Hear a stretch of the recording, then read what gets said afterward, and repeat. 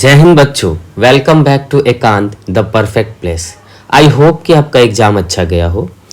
अब हमें आराम ना करते हुए हम लोगों को साइंस की प्रिपरेशन स्टार्ट करना है। साइंस जो कि बहुत महत्वपूर्ण है और सभी बच्चे को इसी में डर लगता है। तो आइए देखते हैं कि साइंस में हम लोगों को क्या करना है और क्या अप्रोच रहना चाहिए। और यकीन मानिए, यहाँ से जुड़ने के बाद आपको साइंस में कोई दिक्कत नहीं होने वाली और एग्ज़ाम आपका बेहतर से बेहतरीन ही जाएगा। सबसे पहले हम लोगों के पास केमिस्ट्री है। केमिस्ट्री जो कि मार्क्स कंटेन करता है 25 marks, physics 25 marks, biology 30 marks. ये थोड़ा वेरी करते रहता है, ठीक है, इसमें घबराने की बात नहीं है। आपका कॉन्सेप्ट अच्छा है तो क्वेश्चन वेरी करे या क्वेश्चन टफ हो, इससे आपको मतलब नहीं है। कौन सा चैप्टर कितने मार्क्स गेन करता है ये जानना बहुत इंपॉर्टेंट है, तभी आप उस तरीके से इफेक्टिव रिवीजन कर सकते हैं। अभी रिवीजन में आप सबसे पहले आपका अप्रोच ये होना चाहिए कि कौन कौन सा चैप्टर आपका वीक है, आप उस पे ज़्यादा ध्यान दें।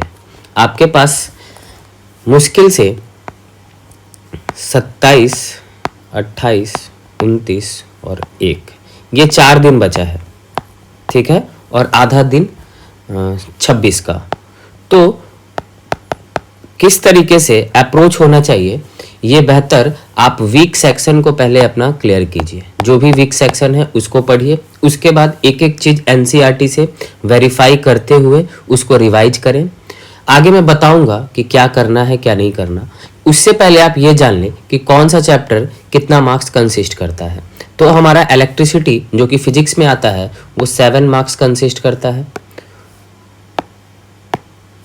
Magnetic effect of electric current 6 marks consist करता है। लाइट सबसे ज़्यादा 10 मार्क्स कंसिस्ट करता है और ह्यूमन आइज 2 से 3 मार्क्स, कभी 2 या कभी 3, ये टोटल 25 मार्क्स हो जाते हैं। उसके बाद केमिस्ट्री में अगर आए तो केमिकल रिएक्शन इक्वेशन बहुत ही इंपॉर्टेंट है जो कि 6 मार्क्स कंसिस्ट करता है। मेटल नॉन मेटल, केमिस्ट्री में सबसे इंपॉर्टेंट चैप्टर मेटल और नॉन मेटल को दिया गया है। हालांकि पहले कार्बन एंड इट्स कंपाउंड को दिया जाता था, अब इस बार सीबीएसई 2-3 साल से मेटल और नॉन मेटल को दे रही है। उसके बाद एसिड बेस साल्ट 3 मार्क्स का है। अच्छा, ये मार्क्स जानना इसलिए जरूरी है कि कितना मेहनत आपको किस पे करना है ये आप डिसाइड कर पाएंगे। तो कार्बन एंड कंपाउंड 6 मार्क्स का आपको पूछेगा। जब बात करते हैं हम लोग बायोलॉजी की तो लाइफ प्रोसेस सबसे इंपॉर्टेंट हो जाता है। तो लाइफ प्रोसेस 9 मार्क्स के आ जाते हैं। कंट्रोल एंड कोऑर्डिनेशन 3 मार्क्स के आ जाते हैं। हेरिडिटी 7 मार्क्स के आ जाते हैं। इन्वायरमेंट 6 मार्क्स के आ जाते हैं और रिप्रोडक्शन 5 मार्क्स के आ जाते हैं। तो इतना हमारा सिलेबस है। तो यहाँ पे अगर देखा जाए तो इस चैप्टर में लाइट, फिजिक्स में लाइट और केमिस्ट्री में मेटल नॉन मेटल और बायोलॉजी में लाइफ प्रोसेस, ये बहुत ही इंपॉर्टेंट है। इतना तो हर एक बच्चे को फिंगर टिप्स पे आना चाहिए। बाकी सारे चैप्टर नंबर चुराने वाले हैं, मतलब वहाँ से हम कैसे नंबर चुराएंगे, कैसे हम लोग अपना कॉन्सेप्ट बिल्डअप करेंगे, ये मैं आपको बताने वाला हूँ। सभी आपके 25 मार्क्स, बस बायोलॉजी आपके 30 मार्क्स के हो सकते हैं। अच्छा, मैंने 25 और 30 कहा है, मे भी हो सकता है इसमें हल्का 1-2 नंबर का अल्टरेशन हो, तो आप घबराए नहीं। उसके बाद सिलेबस तो बहुत बड़ा है, कैसे रिवीजन करें, समय बहुत कम है सर, बहुत दिमाग खराब हो रहा है, कैसा अप्रोच होना चाहिए सर, डर लग रहा है। तो सिलेबस देख के ही सिलेबस हम लोग को ये कह रहा है कि क्यों हिला डाला ना, तो घबराने की बात नहीं है। हालांकि ह्यूग रिस्पेक्ट टू रजनीकांत, लेकिन डराओगे तो फिर किसी को नहीं समझेंगे। तो हमारा अप्रोच कैसा होना चाहिए, सबसे इम्पोर्टेंट बात यही है कि हमारा अप्रोच कैसा होना चाहिए। कि सर आपने इतना बात तो बता दिया, अब हमारा अप्रोच कैसा हो, क्या क्या करें हम, क्या नहीं करें, समझ में नहीं आ रहा, क्या करें सर, बहुत डर लग रहा है। तो उसके लिए मैं कहना चाहूँगा कि मैं हूँ ना, मैं हूँ बाबू, यहाँ पे आप सभी का डाउट, सभी का वो क्लियर करने के लिए, आपको कम समय में अच्छा कंटेंट देने के लिए मैंने डिसाइड किया है कि आपको 3 मैराथन दूंगा। मैराथन फर्स्ट, सेकेंड और third. First marathon physics, second marathon chemistry, third marathon biology. पहले आपके केमिस्ट्री का मैराथन आएगा जो कि 25 मार्क्स का होगा, और सिर्फ मैराथन ही नहीं होगा, वो प्रीवियस ईयर क्वेश्चन साथ में मैं करवाऊंगा। इसके लिए आप निश्चिंत रहें। ये मैराथन, उसके बाद लास्ट डे को 2 से 3 हम लोग प्रैक्टिस सेट करेंगे। प्रैक्टिस सेट हम लोग 2 से 3 दिन लास्ट, मतलब 2 से 3 प्रैक्टिस सेट करेंगे लास्ट डे। उसके बाद आपको शॉर्ट्स के थ्रू ट्रिक्स मिलते रहेंगे, उसके लिए आप टेंशन ना लें। शॉर्ट्स के थ्रू आपको ट्रिक मिलते रहेंगे। आपको करना क्या है, अब आपको मेरे साथ तो पढ़ना ही है।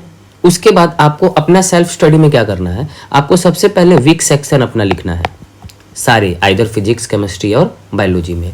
वीक सेक्शन में आपको सबसे पहले रीड आउट करना है, रीड आउट करना है एनसीईआरटी, ठीक है। आइदर आप नहीं भी समझ रहे हैं कोई बात नहीं। उसके बाद आपको एनसीईआरटी क्वेश्चन याद करना है, एनसीईआरटी क्वेश्चन याद करना है। और मैं यहाँ पे हूँ आपको समझाने के लिए। आप रीड आउट करेंगे, अगर मेरा वीडियो देख के अगर आप रीड आउट करने जा रहे हैं, आपको ज़रा से भी दिक्कत नहीं होगी।